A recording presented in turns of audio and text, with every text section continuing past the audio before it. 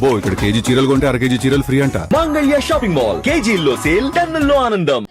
And down to earth, and they just shown love, care, and with a smile. Always they are smiling like that. And we visited Dharali also, where the landslide occurs. And I interacted with one of the people. Like, it was very hard to live here, right? How you are living, like it was happening, landslide was continuously happening, right? So how you are staying here, like that I asked it. They just answered me with a smile. It will happen, but if we will go from here. It was a native place of us. It was the birthplace of us. If we leave, then who will stay here? Like that they answered. At that time, I realized that how people are so confident here. There are hardships, so many hardships are there, so many things are happening, but they are staying here with lot of confidence. That's the thing I learned from them, sir. अच्छा, वहाँ के लोगों का dance बहुत slow होता है और बहुत रिदमेटिक होता है. आपने डांस वगैरह सीखा क्या? చాలా స్లోగా ఉంటుంది, రిథమ్ ఉంటుంది. Yes, sir. The dance was very slow, and in our last day we had cultural activities also. Here we saw some of the cultural activities. The Gadwali song they played, and some of they danced for that. It was like slow motion. First we felt like why these people are just moving like that. After that we sing with rhythm. It was feel like very good dance. In our state we had like and I'll say in Telugu it was a natu, like full we will dance with full of josh and we just get tired. But there it was slow motion with a rhythm, sir, which felt like a meditation and peaceful thing. We just felt like we just went to dream, and we just seeing like that only. There is no that much hard and not like that, and just we are like dreaming and seeing them. They are just dancing like with a slow motion. We are also dancing with like that. Bhavya गारू, आपसे बात करके ये भावना और सशक्त हुई है कि मेरे देश के युवा के लिए सबसे पहले देश है. The way you have upheld the spirit of एक भारत श्रेष्ठ भारत will inspire others. अच्छी बात यह है कि आपने खूब मौज मस्ती की. सही में आपकी रील्स देखकर तो आपके आंध्र प्रदेश वाले दोस्तों फूंगों में आ गए होंगे. ऐसे ही हमेशा प्रसन्न रहे. बहुत बहुत बधाई. चलो अब और किसी से बात करते हैं. किससे बात करनी है अब? बहुत धन्यवाद भव्यश्री जी. अब मेरा अनुरोध है अंडमान एवं निकोबार द्वीप समूह से हमारे साथ जुड़ी माय भारत वॉलंटियर सयंतिका मिस्त्री जी से कि वे अपना अनुभव हम सभी के साथ साझा करें. Namaskar to Honorable Prime Minister Sir. My name is Sayantika, a proud My Bharat volunteer from the very beautiful Andaman and Nicobar Islands.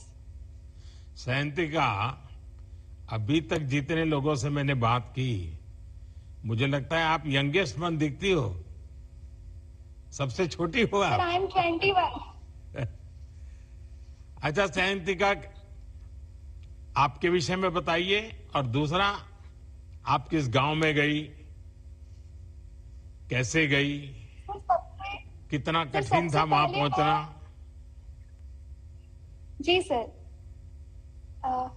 Sir, सबसे पहले मैं आपका धन्यवाद करूंगी कि आपने माई भारत पोर्टल जैसे एक वन स्टॉप सोल्यूशन के बारे में सोचा, जिसमें मेरे जैसे 2.5 करोड़ युवाओं को मौका मिला कि वो खुद भारत की, अपने देश की आवाज बन सके. और इसी के अंतर्गत इस साल हुए विकसित वाइब्रेंट विलेज प्रोग्राम 2026 के अंतर्गत मुझे मौका मिला बॉर्डर विलेजेस में जाने का, और मुझे मौका मिला बहुत ही खूबसूरत मान विलेज में जाने का जो लद्दाख में है.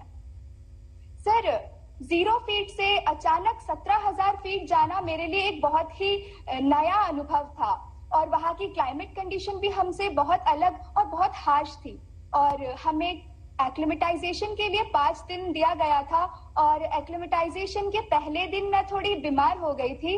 पर माई भारत की टीम ने, जी सर, पर माई भारत की टीम ने और आईटीबीपी के जवानों ने मेरा बहुत ध्यान रखा, और इसी में से मैं एक छोटा दिल को छू जाने वाला इंसिडेंट शेयर करना चाहूंगी। जब मैं बीमार हुई, मेरा ऑक्सीजन लेवल ड्रॉप हो रहा था एक्यूट माउंटेन सिकनेस के कारण, तब मुझे आईटीबीपी के हॉस्पिटल लेकर जाया गया 5th बटालियन से।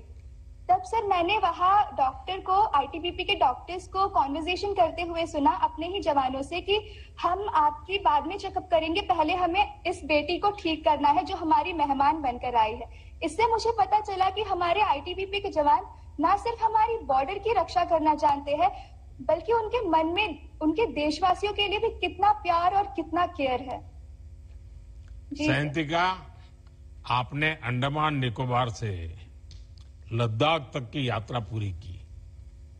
जी एक द्वीप से 17,000 फीट तक की यात्रा का अनुभव, एक प्रकार से जमीन से शिखर तक जाना, आपके लिए अंडमान का जीवन, वहां के लोगों की कठिनाइयां, ठंड का मौसम, बहुत पतली हवा, आपको कैसा लगा, क्या अनुभव किया? सर, मैंने लद्दाख में जाकर ये अनुभव किया कि मैं जहाँ रह रही हूँ वहाँ डेली लाइफ कितना आसान है।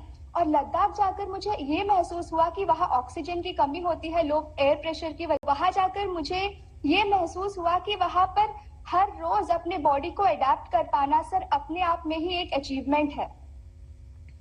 सर, इसके अलावा मैं जरूर कहना चाहूंगी कि क्लाइमेट की चिंता तो हमें थी ही, पर लद्दाख जाने से पहले, बॉर्डर विलेजेस जाने से पहले हमारी एक्सपेक्टेशंस कुछ ऐसी थी कि वहाँ पे इंटरनेट अच्छी नहीं मिलेगी, वहाँ सड़कें अच्छी नहीं होगी। तो हमने उस तरह से तैयारी कर हम बॉर्डर विलेजेस में गए थे। जैसे मेरे माता पिता ने मुझे कैश दे दिया था कि वहाँ पे जरूर कैश की जरूरत होगी क्योंकि इंटरनेट सेवा नहीं है तो यूपीआई वहाँ नहीं चलेगी।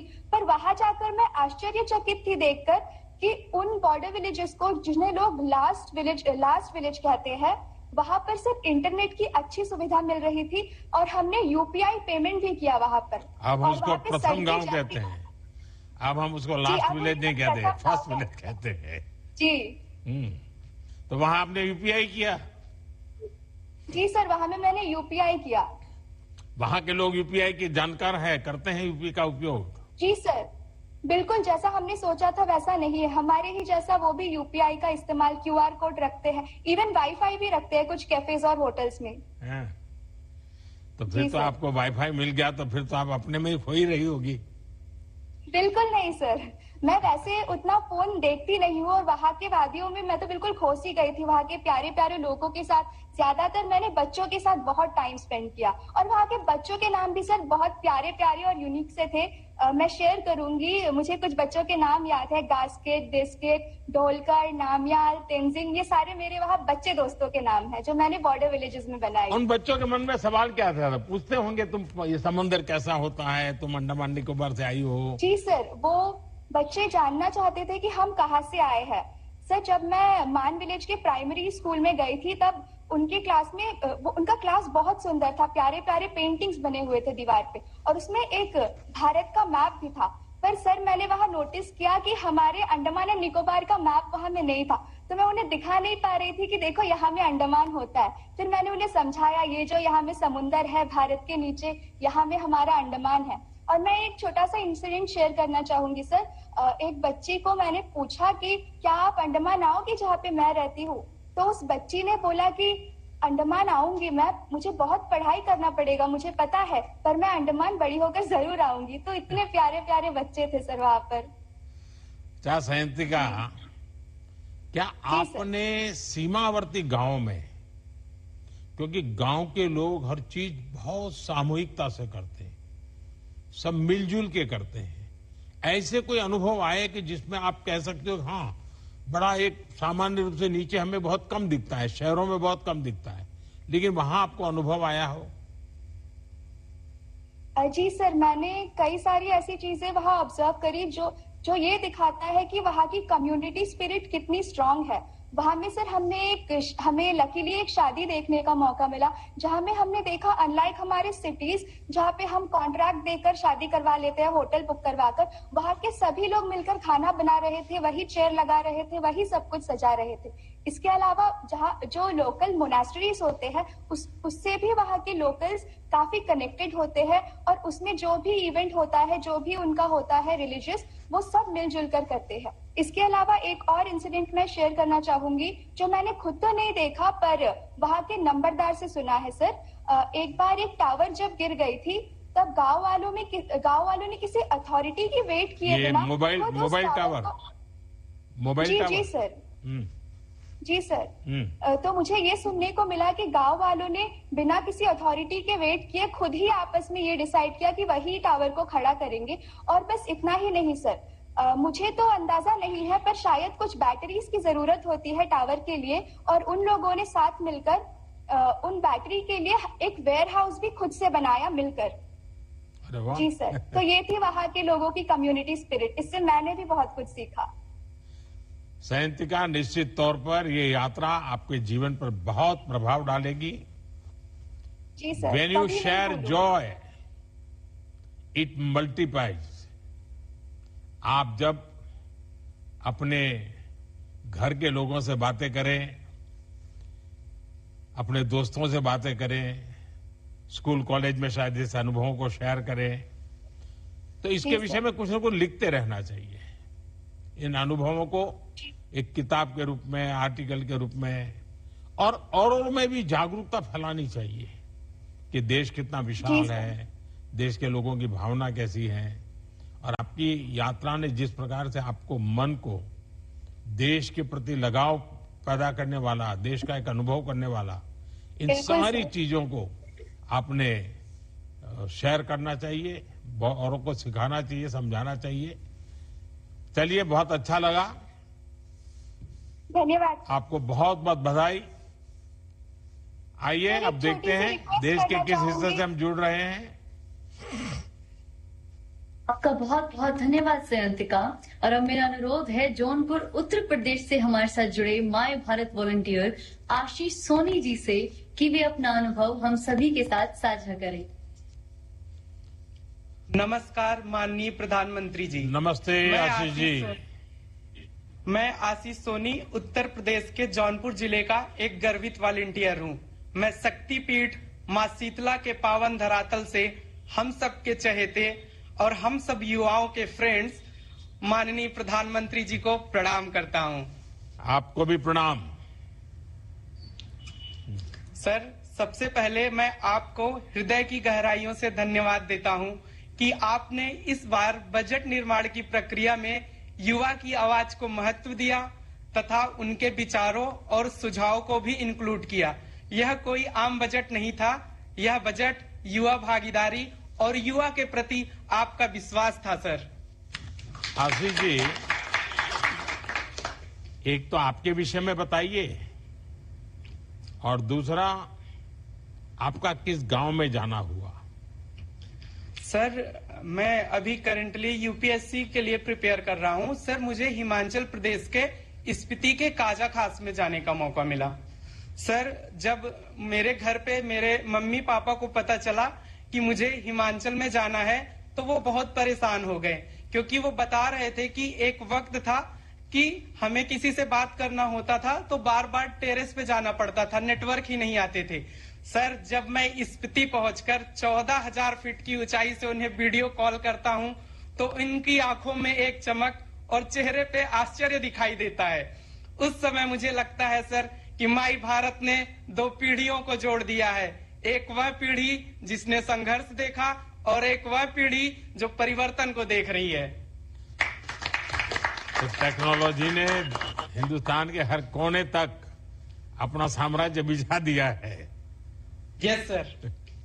अच्छा आशीष जी, जी सर, सिक्किम के दुनिया के सबसे ऊंचे डाकघर का आपने कोई उपयोग किया? यस सर, मैं आपको बताना चाहूंगा कि मैं दुनिया के सबसे ऊंचे पोस्ट ऑफिस जब सिक्किम पर पहुंचा तो सर मुझे लगा कि लोकेशन आउट ऑफ कवरेज हो गया है, बट यह देश आउट ऑफ कनेक्शन नहीं होता सर। मैंने स्पेशली अपने फ्रेंड प्रधानमंत्री जी को एक पत्र लिखा, जिसमें मैंने बताया कि सर, मैं तहे दिल से आपका बहुत बहुत आभार करता हूं कि आप हर दिन युवाओं को एक नया अवसर देते हैं कि जिससे यह युवा विकसित भारत का नेतृत्व कर सके। वहां से मैंने अपने परिवार को, ministry of youth affairs, defence minister और अपने डीएम सर को पत्र लिखा। सर, मुझे वहां पे ऐसा फील हुआ कि यह देश मेट्रो, एयरपोर्ट से ही नहीं कनेक्टेड है, यह देश उस छोटे छोटे पोस्ट ऑफिसों से भी कनेक्टेड है जो अपने तिरंगा की तरह अडिग खड़े रहते हैं। सर, हिक्किम के पोस्ट ऑफिस से हम देश के किसी कोने में अपना संदेश पहुंचा सकते हैं। सर, वहां मुझे बस एक गीत ही याद आ रहा था, सारे जहां से अच्छा हिंदुस्तान हमारा। आशीष जी, दुनिया के सबसे ऊंचे पोस्ट ऑफिस में जाना ये अपने आप में जीवन की बड़ी महत्वपूर्ण घटना है। क्या आपने वहां खड़े होकर कोई सेल्फी ली, फोटो लिए, उस डाकघर के फोटो अपने दोस्तों को भेजे? आपके जीवन की वो यादगार घटना को आपने कैमरा में कैच किया क्या? सर, मैंने बहुत सारी फोटो लिए, रील्स बनाई, ब्लॉग्स भी बनाया और सोशल मीडिया पे अपलोड भी किया, और माई भारत गवर्नमेंट ने उसको सर रिपोस्ट भी किया है। नहीं, उस डाकघर का? जी सर, मैंने लिया। हाँ। बहुत सारे फोटो बनाए सर, ब्लॉग्स बनाए, रील्स बनाई। अच्छा आशीष, जब आपने इस सीमावर्ती गांव में, और वहां भी कहते हैं कि अब तो हर गांव में डिजिटल पेमेंट पहुंच गया है, हुआ होगा, वो भी कभी अनुभव आया क्या? सर, और मेरे लिए ये जैसे आपको लगा कि आपकी वीडियो कॉन्फ्रेंस हो रही है, पहले आपके गांव में छत पे जाते थे तब कनेक्शन मिलता था, कनेक्टिविटी मिलती थी, वहां आपको फेसबुक पर बात कर पाते थे, वीडियो कर सकते थे। ये डिजिटल ट्रांजैक्शन का हमारा काम जो चल रहा है, उसका वहां क्या अनुभव है? सर, मेरे लिए सबसे आश्चर्यजनक बात ये रही कि 14,500 फीट की ऊंचाई पर क्यूआर कोड से पेमेंट करना। सर, जहां सांस लेना मुश्किल था, ऑक्सीजन की कमी थी, वहां पे डिजिटल इंडिया पूरी सहजता के साथ चल रहा था। मैंने डिजिटल इंडिया को बस एक मिशन ही नहीं समझा सर, डिजिटल इंडिया एक ऐसा मिशन है जो देश के कोने कोने में लोगों का विश्वास बना हुआ है। अच्छा, आने के बाद आपके दोस्त आपको क्या पूछ रहे हैं और आप क्या बता रहे हैं? सर, आने के बाद सबने पूछा कि कैसे गए, क्या हुआ। फिर मैंने माई भारत के रजिस्ट्रेशन के बारे में उनको बताया। सर, मैं आपसे एक एक्सपीरियंस और शेयर करना चाहता हूं कि सर, मुझे सेल्फ हेल्प ग्रुप में माताओं बहनों से मिलने का मौका मिला। जब मैं वहां पर पहुंचा तो सर, मैंने अपनी आंखों से देखा कि वो विकसित भारत और आत्मनिर्भर भारत का भविष्य लिख रही है। किसी के हाथ में फोन है, वो डिजिटल माध्यम का प्रयोग करके अपना सामान बेच रही है, कोई माताएं बहनें होम स्टे चला रही हैं, और सर वहां सी बख्तून की खेती होती है, कोई सी बख्तून से एनर्जी ड्रिंक बना रही हैं। मैंने उन सब के साथ मिलके बैठ के सर उन्हें पीएम मुद्रा योजना के बारे में बताया, दीनदयाल अंत्योदय योजना के बारे में बताया कि किस इस सब गवर्नमेंट स्कीम का वो प्रयोग करके ज्यादा से ज्यादा अपनी इकोनॉमिक एक्टिविटी को बूस्ट कर सके सर। और मेरे लिए सबसे अच्छा ये था कि सर, मैं चीचम ब्रिज पर गया। 2017 के पहले चीचम ब्रिज बना सर। 2017 के पहले कोई भी कनेक्टिविटी किब्बर गांव से और चीचम से कुछ नहीं था सर। वो बॉर्डर रोड ऑर्गेनाइजेशन ने जब वो ब्रिज बनाया, आज किब्बर और चीचम गांव की कनेक्टिविटी बहुत अच्छे से हो गई है। वहां पे टूरिज्म सर बहुत अच्छे से बढ़ रहा है, इकोनॉमिक एक्टिविटी बहुत अच्छे से बूस्ट हो रही है, और सर वहां पे नाइट टूरिज्म का स्कोप बहुत अच्छा है, क्योंकि रात में सर वहां पे जो तारे हैं बहुत क्लियर दिखाई देते हैं। शॉपिंग वगैरह किया कि नहीं किया? हाँ सर, बहुत शॉपिंग किया, डिजिटल पेमेंट किया। क्योंकि मैं देश के सब लोगों से आग्रह करता हूं कि आप कहीं यात्रा पर जाएं, कहीं टूरिज्म पर जाएं, तो ये हमारा जिम्मा है कि हमारा टोटल जो खर्च है, बजट यात्रा का या प्रवास का या टूर का, ट्रैवल का, पूरा खर्चा घर से निकले तब तक उसका कम से कम 5% पैसा स्थानिक लोगों से कुछ न कुछ खरीदना चाहिए, कुछ न कुछ खरीद के लाना चाहिए, ताकि वहां के लोगों को भी रोजगार मिले और उनकी पहचान हिंदुस्तान के कोने कोने तक पहुंचे। और इसलिए खरीद जरूर करना चाहिए। यस। चलिए आशीष जी, बहुत अच्छा लगा आप सबसे बात करके, सभी नौजवानों से बात कर करके। मेरी तरफ से आपको शुभकामना है। शायद अभी भी कुछ कार्यक्रम बाकी है, मैं इंतजार करता हूं क्या सूचना आ रही है। सभी का बहुत बहुत धन्यवाद। साथियों, अभी अभी हमने जो सुना वह मात्र एक साधारण संवाद नहीं था, बल्कि वह हमारे युवा साथियों के देश की सीमाओं के साथ प्रथम साक्षात्कार की स्मृतियां थी। और सर, यही तो वह भावना है जो विकसित वाइब्रेंट विलेज प्रोग्राम की नींव है, जहां आपने ठान लिया है कि सीमा पर बसा हर गांव अब आखिरी गांव नहीं, बल्कि देश का पहला प्रहरी और विकसित भारत का पहला द्वार बनेगा। तो युवा साथियों, इस मिशन को नई ऊंचाई देने के लिए अब उनके शब्दों का इंतजार है जो देश के सबसे बड़े प्रेरणा स्रोत हैं। इसलिए मैं अत्यंत आदर, गर्व एवं सम्मान के साथ हम युवाओं के मित्र माननीय प्रधानमंत्री जी को उनके प्रेरणादायी संबोधन हेतु सादर आमंत्रित करती हूँ।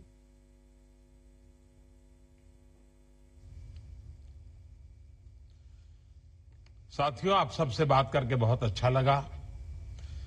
आज हमारे साथ केंद्रीय मंत्रिमंडल के मेरे सहयोगी मनसुख मांडविया जी, मंत्री रक्षा खड़से जी और देश भर से जुड़े सभी मेरे युवा साथियों, आज का ये कार्यक्रम बहुत विशेष है। देश भर के करीब 250 जिलों के युवा साथी इस प्रोग्राम से जुड़े हैं। मैं आप सभी का अभिनंदन करता हूं। साथियों, कुछ साल पहले हमने मेरा युवा भारत, माय भारत मंच बनाया था। आज इससे देश भर के करोड़ों युवा जुड़े हैं और आज पूरे देश में माय भारत के युवा साथी बहुत प्रशंसनीय काम कर रहे हैं। विकसित भारत डायलॉग से लेकर विकसित वाइब्रेंट विलेज प्रोग्राम तक आप सभी ने अपना सामर्थ्य बखूबी दिखाया है। साथियों, विकसित भारत यंग लीडर्स डायलॉग के दौरान मैंने एक विचार युवाओं के सामने रखा था। विचार यह था कि क्यों न युवा साथी वर्चुअल माध्यम के बजाय जमीन पर उतरकर भारत को जाने, भारत से जुड़े, भारत को जीने की कोशिश करें, भारत को समझें। भारत के गांवों में विकसित होने के लिए कितनी आकांक्षाएं हैं, ये गांवों में जाकर पता चलती है। और हमारे सीमावर्ती गांवों में विकास की आकांक्षा और देशभक्ति की भावना, ये हम बराबर और कभी तो लगता है कि उनके लिए खुद से ज्यादा देश होता है। देश पहले, बाकी सारी सुविधाएं बाद में, ये हमको सीमावर्ती गांवों में खास अनुभव आती है। और इसलिए उद्देश्य ये था कि देश के अलग अलग जिलों के युवा हिमाचल, उत्तराखंड और लद्दाख के गांवों की यात्रा करें। वहां लोग कैसे रहते हैं, खान पान कैसा है, कामकाज, संस्कृति, जीवन व्यवहार, ये सारी बातें क्या है, चुनौतियां क्या है। देश के प्रथम गांव में बैठे हुए लोग देश की सुरक्षा के लिए कितने जागरूक है, देश के अन्य भागों से उनका लगाव, निकटता कितनी है, इन सभी चीजों का अनुभव मेरे देश के नौजवानों को मिले, ये हमारा उद्देश्य था। और जो उत्साह पूरे देश के युवाओं में दिखा वो अद्भुत है। लगभग 3 लाख युवाओं ने इस प्रतियोगिता में भाग लिया और उनमें से 400 से अधिक युवाओं का चयन हुआ। आप सभी एक सप्ताह तक इन दूर सुदूर के गांवों में रहे। अननोन जगह थी आपके लिए। आपने वहां के जीवन को जीने की कोशिश की। आप उसके अंदर घुल मिल गए। अपनी संस्कृति को वहां की संस्कृति के साथ जोड़ा, कनेक्ट किया। एक भारत श्रेष्ठ भारत का इसमें और इससे उत्तम उदाहरण शायद ही कोई और हो सकता है। साथियों, आज का ये कार्यक्रम मेरे लिए बहुत खास इसलिए भी है क्योंकि जब मैं सरकार और राजनीति के जीवन से दूर था तब मैंने ऐसे सीमावर्ती गांवों में कई बार जाने का मुझे अवसर मिला है। वहां के लोगों से मेरी जान पहचान भी रहती थी। कई गांवों के साथ तो मेरा संपर्क बहुत लंबे समय तक बना रहा था। जब सरकार में आया तो भी मैं सीमावर्ती गांवों में मौका मिलते ही जरूर उस मौके को छोड़ता नहीं हूं। आप सबको पता है, सीमा पर जाकर के, बॉर्डर पर जाकर के अपने देश के सुरक्षा करने वाले हमारे वीर सैनिकों के साथ ही मनाता हूं और ये क्रम तो मेरा 25 साल से चल रहा है। अभी इस यात्रा का हिस्सा रहे जिन साथियों से मेरी बात हुई उनमें से भी कई गांव ऐसे हैं जहां मैं पहले जा चुका हूं और आप जब वहां का वर्णन कर रहे थे तो मुझे वो पुरानी सारी चीजें नजर आ रही थी। मेरी तरह आप सबका भी अनुभव बहुत शानदार रहा।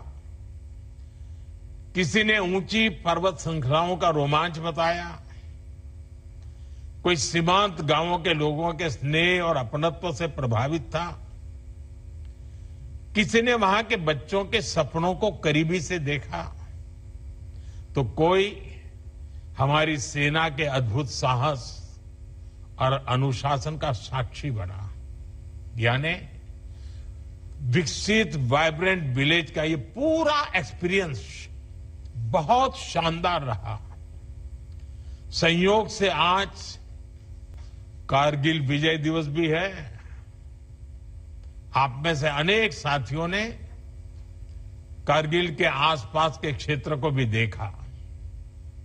वहां कितनी चुनौतीपूर्ण परिस्थितियों में हमारे शूरवीरों ने विजय का परचम लहराया था, ये भी आपने देखा है।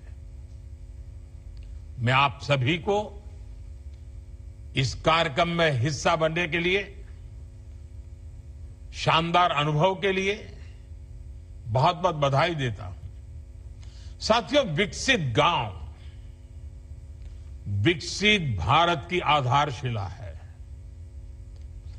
विकसित भारत के निर्माण की ये यात्रा लगातार चल रही है और इसमें आप सभी युवा साथियों की बड़ी भूमिका है। इसलिए जब देश का युवा जमीन से जुड़ता है तो वो विकसित भारत के विजन को और व्यापक बनाता है। ये युवा मन में देश के लिए जीने, देश के लिए कुछ करने के संकल्प को और मजबूती देता है। साथियों, इस अभियान में आपने अनुभव किया होगा कि बॉर्डर के गांवों का जीवन कितना कठिन होता है, लेकिन हर कठिनाई के बावजूद सीमावर्ती गांवों के लोग देशभक्ति को पल प्रतिपल जीते हैं। कुछ वर्ष पहले तक तो बॉर्डर के गांवों को अंतिम गांव कहकर अपने हाल पर छोड़ दिया गया था। इन गांवों में सड़क, बिजली, पानी, स्कूल, अस्पताल ऐसी हर बेसिक सुविधाओं का अभाव था। संभव है कि आपने भी ऐसी अनेक कहानियां वहां के लोगों से सुनी होगी, पहले के हाल उन्होंने बताए होंगे। और हमें इस पर गर्व होना चाहिए कि ऐसी परिस्थितियों में भी सीमावर्ती गांवों के लोगों की देशभक्ति कभी भी रत्ती भर भी कमजोर नहीं पड़ी। इसलिए साथियों, हमारी सरकार ने इन सीमावर्ती गांवों को देश का प्रथम गांव माना। वो प्रथम गांव जहां सुबह की पहली किरण भारत का अभिवादन करती है और जहां आखिरी किरण गुड नाइट कह करके विदा लेती है, जहां सबसे पहले तिरंगा हवा से संवाद करता है, जहां से दुनिया भारत को पहली बार देखती है। ये सोच बदलने का ही परिणाम है कि आज हमारा सीमांत क्षेत्र बदल रहा है। कई गांवों में आजादी के बाद पहली बार बिजली पहुंची, पहली बार सड़क पहुंची, पहली बार घर में नल से जल पहुंचा, पहली बार घर में गैस कनेक्शन पहुंचा। शहरों में ये सामान्य सुविधाएं लगती हैं, लेकिन वहां के लोगों के लिए ये जीवन बदलने वाली सुविधाएं हैं। इसके कारण वहां किसान, बागवान का जीवन बदल रहा है। फल सब्जी बड़ी बड़ी मंडियों तक पहुंचाने आसान हुए हैं। बेहतर कनेक्टिविटी के कारण अब जीवन रुकता नहीं है, नॉन स्टॉप चलता है। और आपने ये भी देखा होगा कि आज दूर सुदूर के इन गांवों में भी बेहतरीन इंटरनेट कनेक्टिविटी है। आप जो साथियों ने बताया, कितनी खुशी से बता रहे थे। साथियों, ऐसी ही हर सुविधा का एक और फायदा हुआ है। आज इन क्षेत्रों में पर्यटन भी फल फूल रहा है। जो गांव वीरान पड़ गए थे, आज वहां फिर से चहल पहल होने लगी है। बेटियां स्कूल कॉलेज जाती हैं, अच्छी पढ़ाई और अच्छी कमाई का माहौल भी बन रहा है। और वाइब्रेंट विलेज प्रोग्राम सीमावर्ती गांवों के इस विकास को और गति दे रहा है। साथियों, विकसित वाइब्रेंट विलेज की ये यात्रा सबको जोड़ने और सबसे जुड़ने का ही एक सशक्त माध्यम है।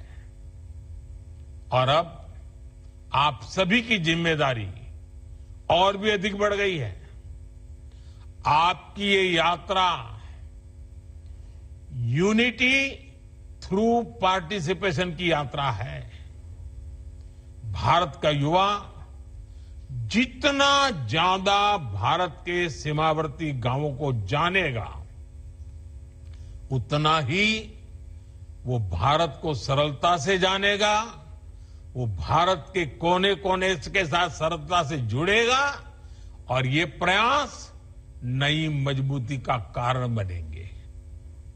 आप भी जरा याद कीजिए, इन गांवों के घर आपके लिए, देखा होगा आपने, कोई अलग गेस्ट हाउस नहीं था, कोई होटल नहीं थी।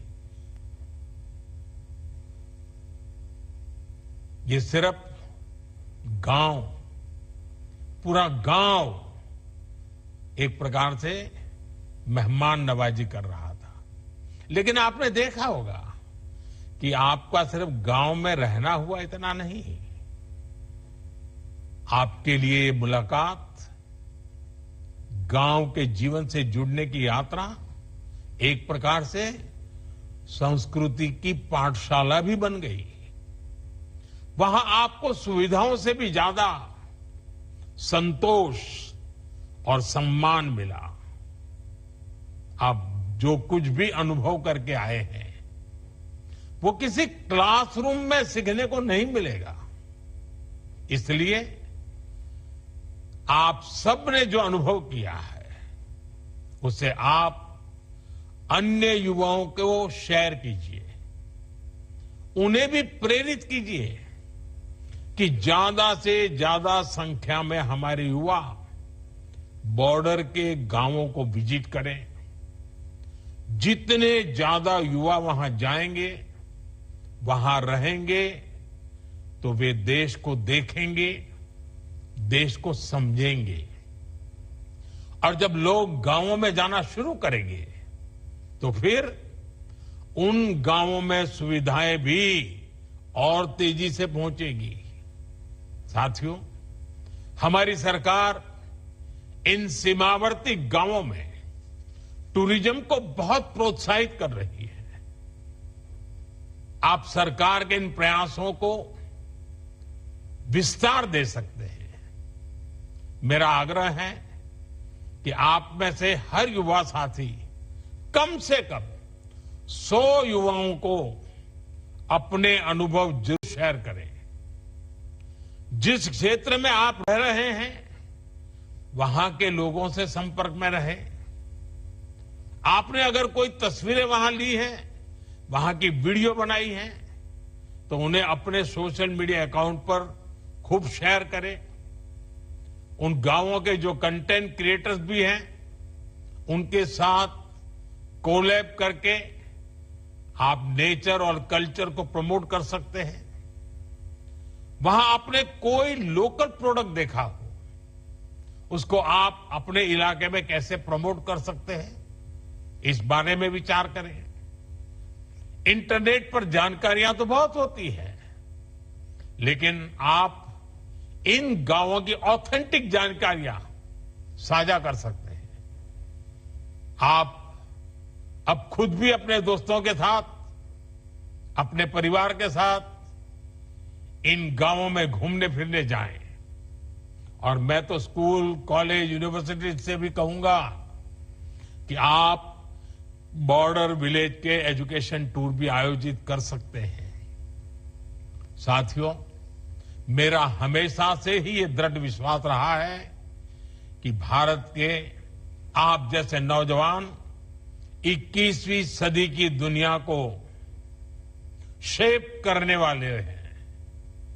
भारत के युवा की यही असली नियति है। आज का युवा विकसित भारत की ऊर्जा भी है और विकसित भारत का सबसे बड़ा लाभार्थी भी है। इसलिए युवा शक्ति जब देश की चुनौतियों और समाधानों से सीधी जुड़ेगी तो भविष्य निश्चित ही उज्जवल होगा। इसी भावना के साथ आप सभी को फिर से बहुत बहुत शुभकामनाएं, बहुत बहुत धन्यवाद।